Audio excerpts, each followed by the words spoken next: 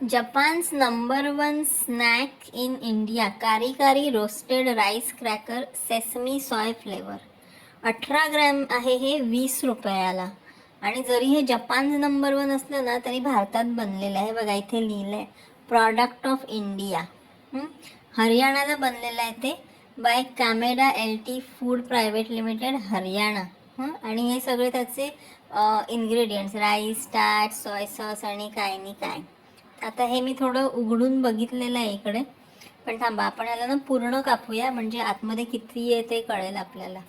तर हे बघा इथे मी दाबून धरते म्हणजे एक कळेल केवढं आहे. अर्धच भरलेलं आहे. पाकिट पण छोटूसंच आहे आणि त्यात पण ते अर्धच भरलेलं आहे म्हणून 18 ग्रॅम आहे हे. आणि हे धड मला काढताही येत नाही. बघा कसं सांडवून सांडवून काढलं मी ते.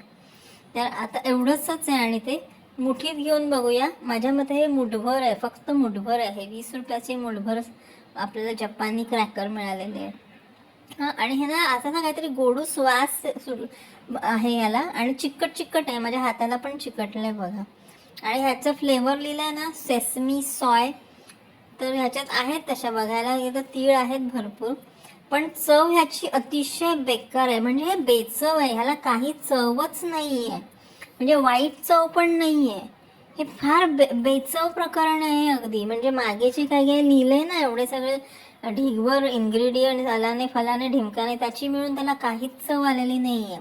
हे बहुतेक ते दावत बासमतीवाल्यांचं असावं असं मला वाटतंय.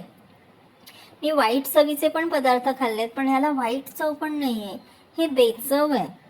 नाही म्हणायला त्यांनी म्हटल्याप्रमाणे भरपूर तीळ टाकले. हे बघा चिकटलेले आहेत, थोडे खाली पण पडलेले आहेत आणि कुरकुरीत आहे बरं का. हे शेवटपर्यंत अगदी कुरकुरीत लागतं. दाताखाली चावून चावून खावं लागतं पण चव शून्य आहे याला. प्रचंड